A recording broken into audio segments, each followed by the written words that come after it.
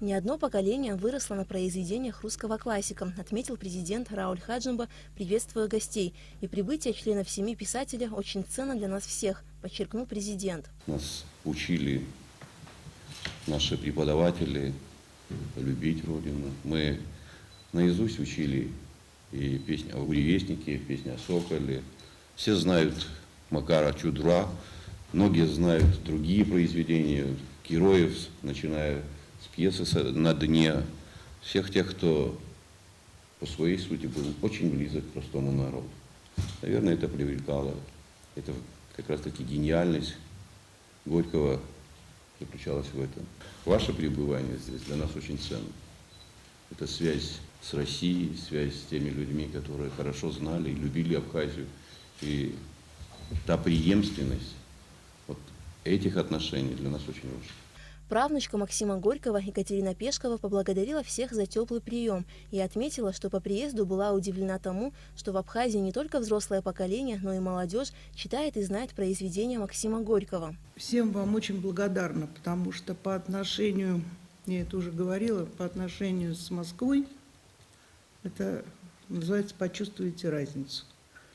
У нас очень многие ребята, может быть, ну я не знаю даже сколько процентов, не знают, кто такой Горький. Вот в чем ужас. А у вас дети, я вчера была просто в шоке. Они не то что знают, кто такой, а у них стремление читать.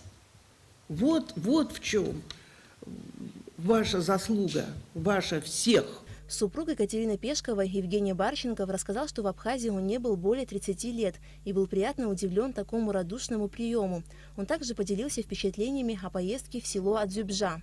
Для нас это было даже своего рода удивление, что здесь есть такие места. Мы, честно говоря, даже не знали вот про роддом. Вот лично я точно не знал. Ну, потому что Катя тоже, мы, правда, эту тему не обсуждали. Но на нас это произвело вчера очень большое впечатление, когда мы посетили этот и памятник, и там глава местной администрации рассказал нам про это все. Надо устанавливать, конечно, это однозначно совершенно. Это еще одна точка, в которой Максим Горький показал себя, опять же, с новой грани. Министерство культуры Абхазии разрабатывает план создания музея имени Максима Горького в Абхазии. Об этом сообщила на встрече министр Эльвира Арсалия.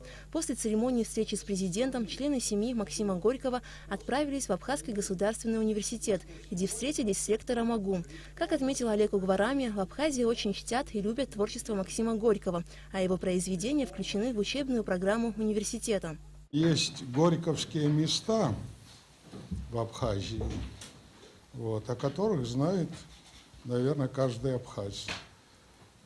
Есть очень много произведений, которые, может быть, непосредственно не связаны с Абхазией, но он уловил менталитет того народа, с которым он, так сказать, в свое время дружил, был, написал известное произведение, и не одно. Гости поблагодарили за теплый прием и выразили надежду на дальнейшее сотрудничество. Мы будем работать, если вы позволите, с вами в дальнейшем и в культурном, и в научно-просветительском образовательном процессе. Я думаю, мы это будем обсуждать после того, как закончим эту поездку. Для нас большая честь. Огромное вам спасибо за гостеприимство.